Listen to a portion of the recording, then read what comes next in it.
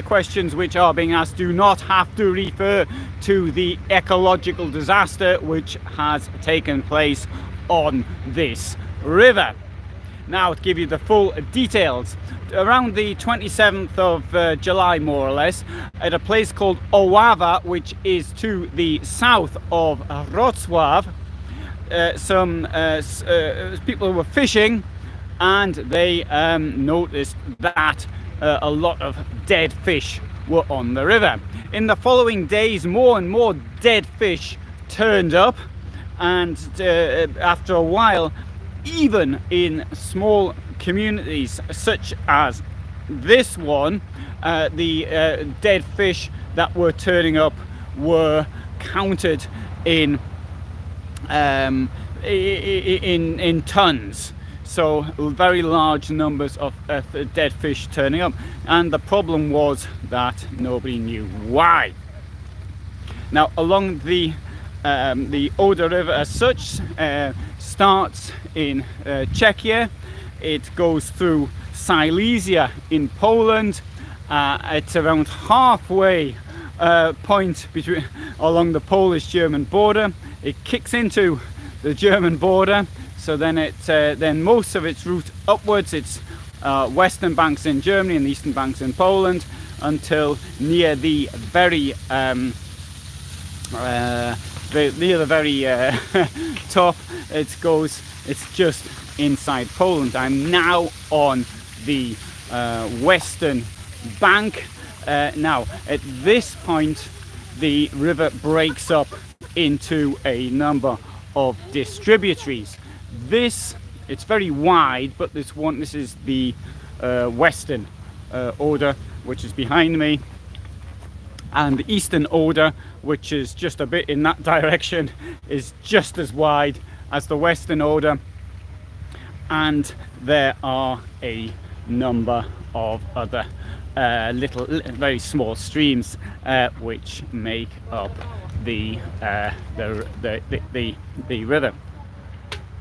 So as August set in, there were more and more places reporting dead fish, and by about the end of the first week of August, it was seen on the news as a major ecological disaster, because it was as though the entire river had been poisoned. Poisoned by what was the question, because the first thing you think of when something like this takes place is that it is an industrial accident. And the area of Lower Silesia, there is plenty of industry which could have dumped stuff into the river.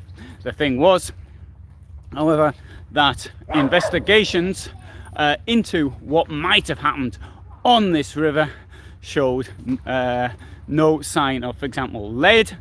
This was the big theory at first. It was lead poisoning, and at the time I'm speaking, there is still what's happened here is not known. Now, there are a number of possibilities as to what it could be. I mean, it could be something from the past. For example, Nazi Germany had chemical weapons plants in the region of Opole. Maybe it was something got into the river 80 years ago and the casing rusted away. That's a possibility. There are these major industrial concerns. It could have been one of them. There are it could have been done by somebody just letting something into the water. Let's face it, when you've got something which is really toxic, it takes a tiny part per billion. If it's super toxic, then it could could pollute the entire river. That these agents exist. It could be something natural, and finally, it could be a mixture of nature and the human effort. And what I'm going to suggest, I don't know anything about this. Oh, sorry, I don't know anything. I know next to nothing. Hello. I know next to nothing about this subject, but what it could well be is something called golden algae. And this is a substance which I think has probably done something like takes the oxygen out the river, and as the temperatures on the river have got higher, for example, it reached 27 degrees, the water temperature, 27 degrees in the water temperature, and that's colder than I would have a bath in, if I still bathed in hot water, that is. And it's the river, it's been regulated. Now, rivers in Germany are highly regulated, and the point of this is to stop flooding.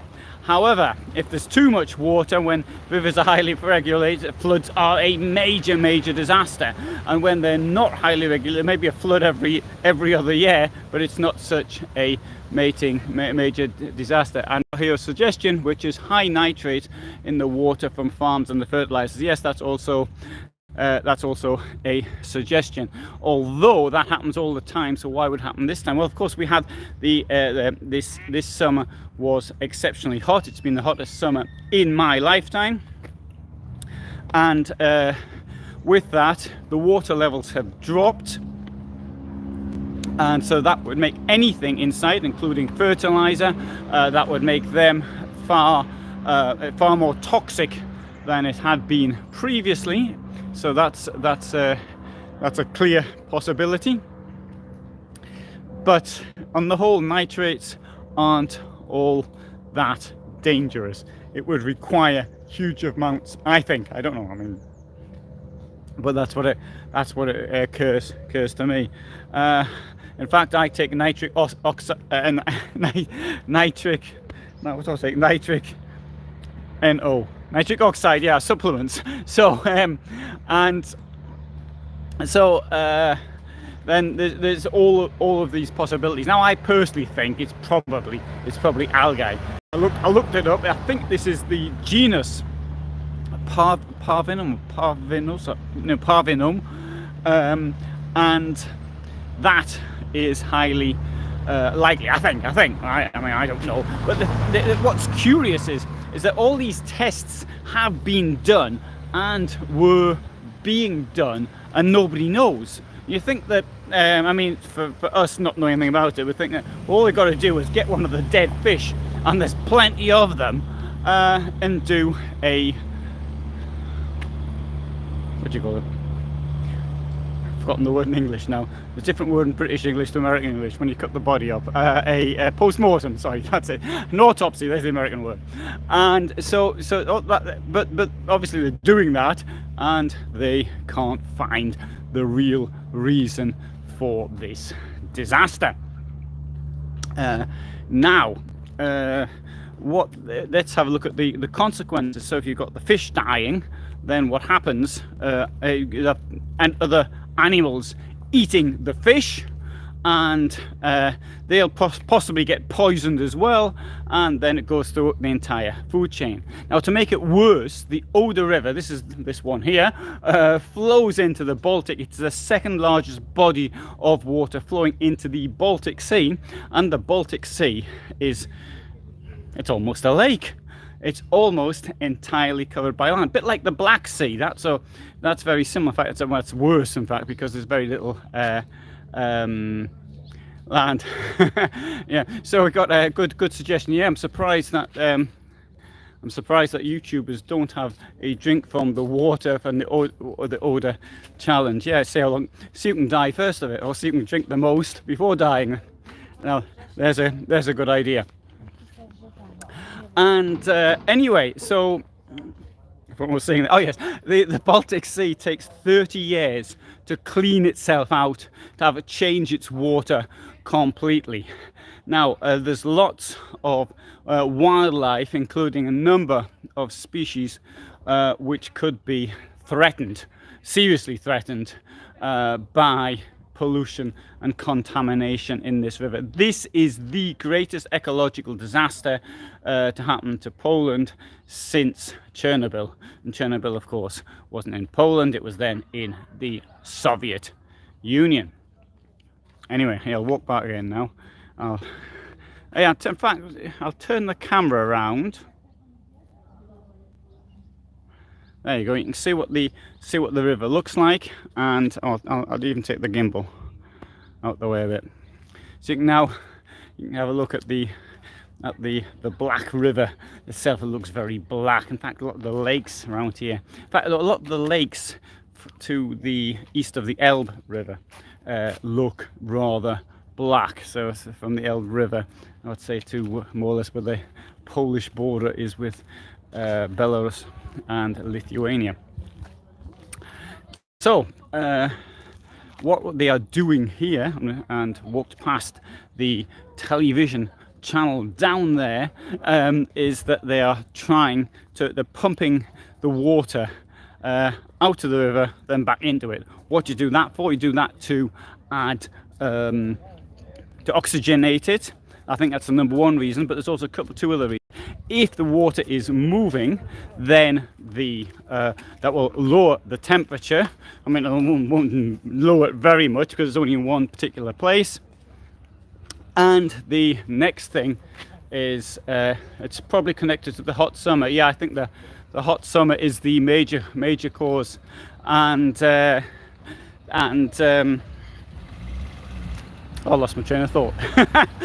This is the problem with doing live things, because you lose the train of thought. Mind you, it's forgivable, I hope, on a live broadcast, but you wouldn't be so much on a non-live broadcast. And so lower the temperature, oxygenate the water.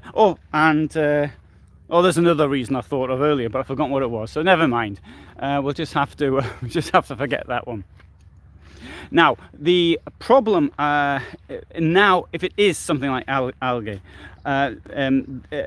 this could be the reason why that the oxygen levels in the river have dropped. Of course, again, the amount of water has dropped, and I think this is a natural thing to happen. Of course, if anybody knows better, then please actually say so. Now, I was half expecting, as I was on my way here, that I decided I wanted to come here because I came here last year on my way to Düsseldorf from Gdansk, and I liked the place so much. I thought, this is a great place to stop on a Sunday. The border's really close by, and also I can get we've got big hypermarkets, so and fuel which is much cheaper in Poland, so I can do all them things. Yes, it does look pretty, isn't it? It's a nice place to be. But I was sort of half thought that they're going to have this all closed off. I didn't really know what to expect.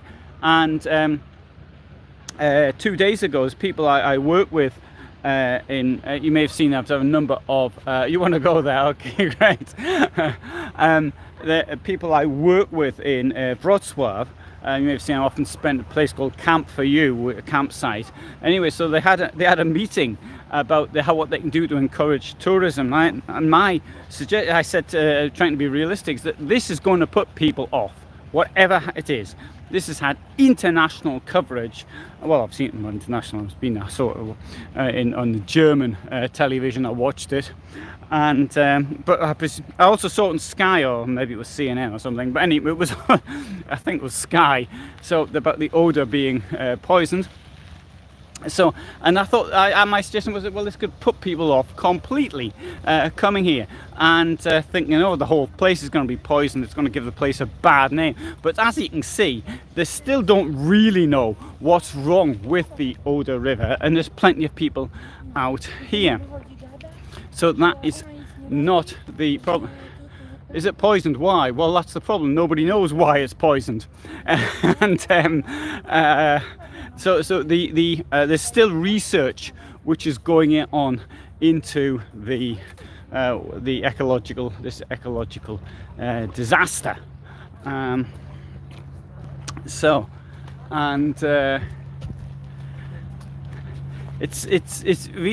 think this is the first time. I mean, I haven't really followed ecological disasters in the past and why things actually happen, but like this.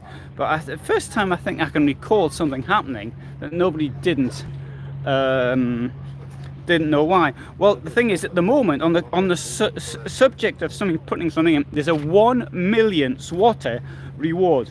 That is approximately, that's more than 200,000 euros. So if you can find out who's responsible, you report it to the police. You can do it anonymously. Well, I wouldn't suggest you do it anonymously though, if you want to get the reward, which you know, 200,000, that's a euros. Fair whack. You could buy yourself a Niesmann Bischoff motorhome for that kind of money.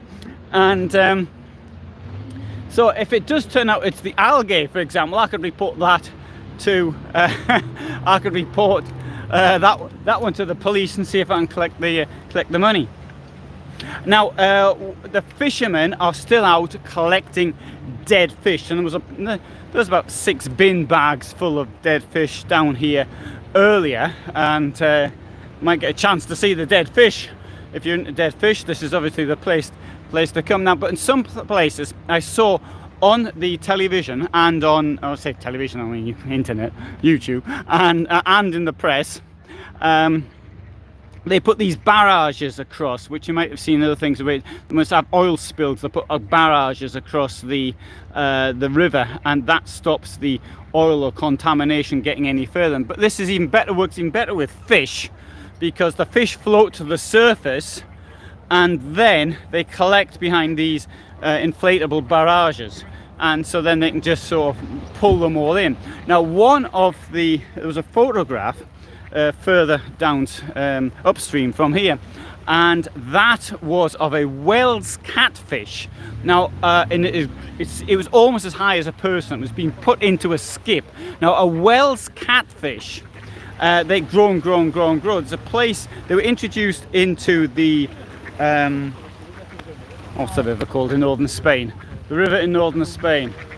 Yeah, lots of fish goes. Yeah, good point. The river in northern Spain is the Ebro. That's it. Good. In the Ebro, they've got these enormous Wells catfish, which I think they pulled them up about 140 kilos or something.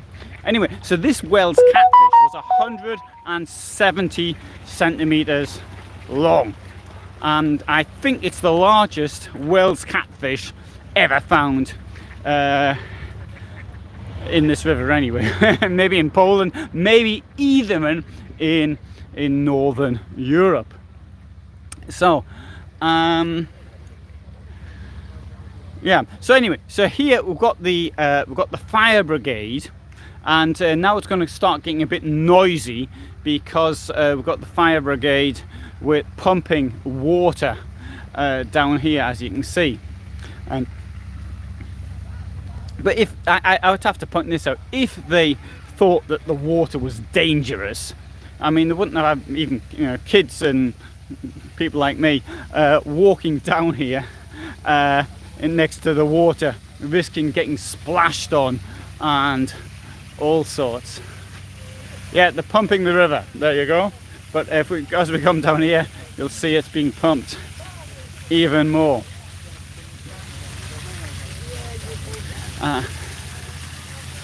Now, before I said that I planned on coming here on my as I'm travelling. All you see, there's people there collecting, well, probably fish, dead fish, I suspect. And yeah, probably best not to drink the water. Yeah, I wasn't planning on drinking the water. Oh, sorry, got another comment there. If a small wooden platform you passed earlier are private or public use. What, a platform like this? Don't know actually. It doesn't say it's private. Presumably, I did a video a bit earlier, and I actually walked on it, and I said, can I walk down here? Nobody knew if you're allowed to do it or not. But I mean, I thought a place like this, which is absolutely public, and this is the promenade, that they are actually public. I mean, now a friend of mine has a boat, and so I went out with her in her boat 2 weeks ago, and it's a private landing, so So whereas the land is private, you can obviously approach it from the lakeside, but in that case, the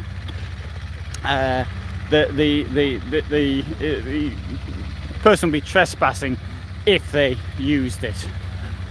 But you see people here walking down there and onto the river.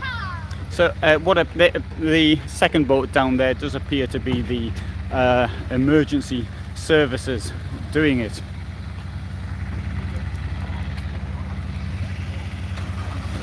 I'm quite impressed so far. Nobody's actually bothered me by saying something to me as I'm speaking, because that does happen. That's happened before. I've been doing videos. I mean, I could be chatting to someone on the phone and somebody comes up to me and sort of starts hear me speak English, and then nobody's bothered me so far. Well, you can see here we've got the television here. Now I asked them what was going on, and unfortunately they couldn't add to what I already knew. I've spoken to the fire brigade. The fire brigade told me that they didn't know, they had to do it. They put oxygen, but they didn't know why. So so unfortunately, oh, there's Radio Szczecin here. They don't know either. So, but here we can see a better view of what's going on. Now, if you can't hear me, I'll shout a bit more. Right now, here's the pumping devices. Now, there's my motorhome over there, and here we've got a racket.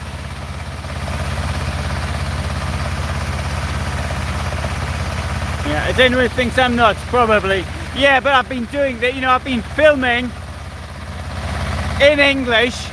I was filming before anybody else even thought of it. Now everybody does it. So I'm sort of used to it.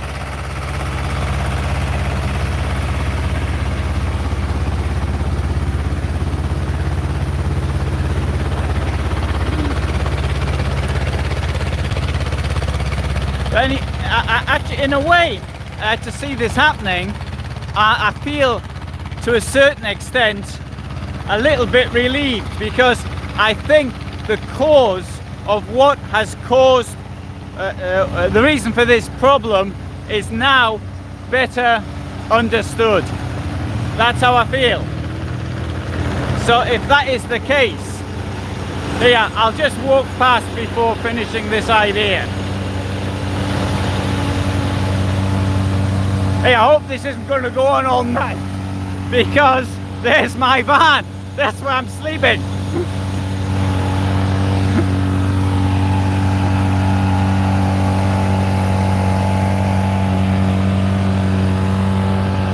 And I've got a couple of paddling pools here, which I thought were possibly for live fish.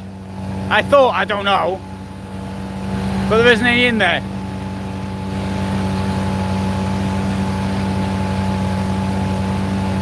Oh, thanks for liking the history channel. Thank you. I hope it does get 1 million. It hasn't really grown a lot though recently. There's another video about this on the history channel, but not a live one. Actually, I've probably said more on this one than I did on the one I did. It'll be posted this evening. Now I've got here, a gentleman's going out in his boat. Oh, this is where the dead fish were earlier. So the dead fish have gone, but they do have some bags to put the dead fish in. Oh, there's a couple of bags, what appears to be dead fish. So anyway, at least I know what I'm going to be eating this evening. And well, you think, no, I can't agree. Right, Runa writes, this is like urinating in the ocean doesn't help, just a PR stunt for TV. No, I don't know. I mean, it could be I don't know what they do. I don't know the idea. Obviously, if the point of oxygen, you're not going to oxygenate the whole river by putting whatever it is here, 4 pumps or something. But maybe they're experimenting in here. I don't know. Maybe get some more life in this part. Yeah, trying to aerate the water. Maybe that's the idea. Don't know, can't say.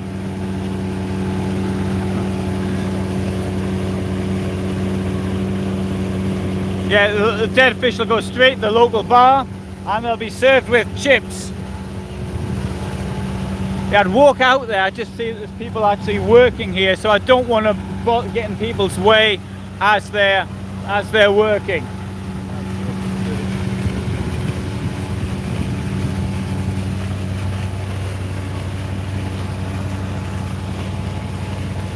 Killer. Well, you know, it's getting close to finding the root cause of the problem, and I think that is what is now interesting. I think, you know, there was me, I was wanting to go out on the lake when I was on a lake, or on the river when I was in Gdansk, and here I could do so. I could just go and say, look, I'll go and collect some fishing, dead fishing for you if you need anybody to collect it in for you.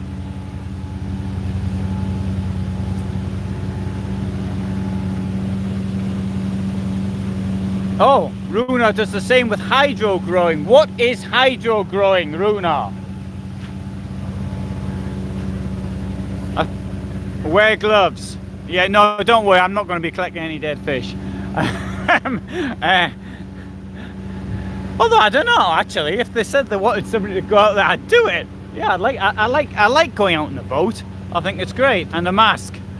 Yeah, I had a gas mask in my van. I gave it to somebody in Ukraine. I thought his need was greater than mine, so I gave away my gas mask. So I don't have a gas mask. I just got these COVID-19 ones still in my van.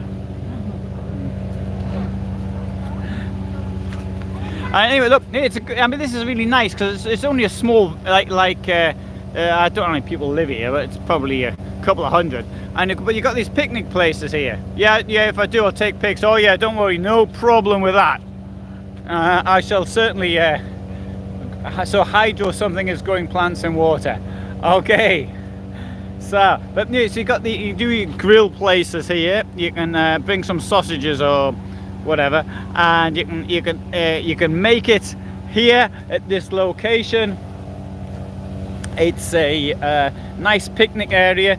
These things here, actually I wrote an article on this. I wrote an article at the time of the flooding of the Oder river, which took place in 1997, 25 years ago. 25 years ago and 1 month. And these things here are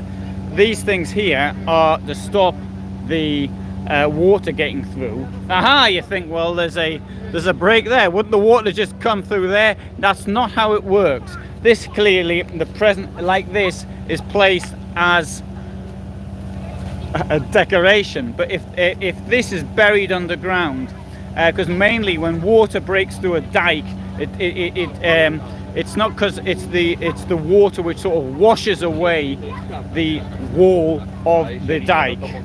Whereas so if these things are put there, and these things have been used since in ancient Egyptian times, that protects the dike walls. And that's why you can often see them. You often see them in mountainsides as well, because it's a similar thing. It stops potential landslides. Sorry. So anyway, good. So that's me here, sort of enjoying myself in. Oh, there's even a toilet. Hey, look at that toilet area. I didn't even notice that view. Oh wow! Look at that. Toilet in there. That's handy. I missed that the last time. So, unless anybody else has got anything to add to this subject, I'd point out actually that the fire brigade is here, they're volunteers, so they're possibly not even getting paid for coming down here and doing this work.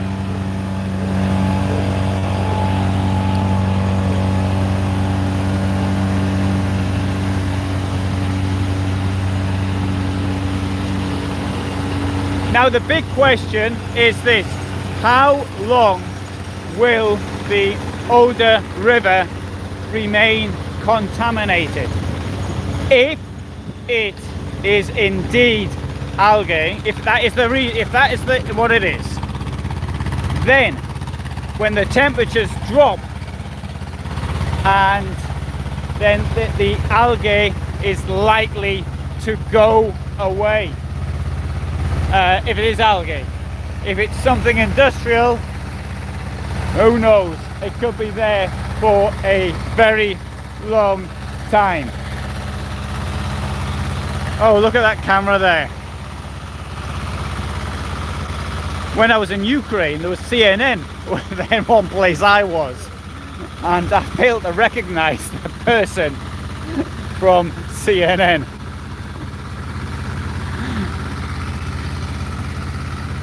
Anyway, they're from local television. Right, good. So I'll put the thing back on me. So I hope you found that of interest. There will be 2 more videos. Tomorrow there will be a video on this place here, Siadło Dolne, as a motorhome stopover place. Because I've started putting up some of the places I stopped at, and that goes up tomorrow. I think it's at 1900 hours. And today you've got there's another video on another place I stopped at. I was on the motorway coming here. And tonight I think we've got a video of a roller team motorhome. I'll try to do at Düsseldorf. I shall try to do some motorhomes. Yeah, I hope you get some sleep tonight. Yes, good one. And bless their hearts. How far am I from Berlin? From Berlin, this is approximately what, 120 kilometers, something like that, northeast of Berlin. And swap the camera. I could have done that, yeah. Mind you, this camera, you can make phone calls with it, and that one doesn't work for phone calls. So this is probably a better one. Also, I can carry this one with one hand, and I couldn't carry that one at all. So, great view, eh? Okay, so thanks for being here today, and all the best from me in northwestern Poland. Thanks for watching, and hope you'll come for the premiere of the place for the route and the premiere of the motorhome this evening, and then of course regular reports from Düsseldorf. And that was the first time somebody actually said something and even bothered me as I was speaking. Wasn't that good? Thanks, and bye for now. See you, Tim. Bye all.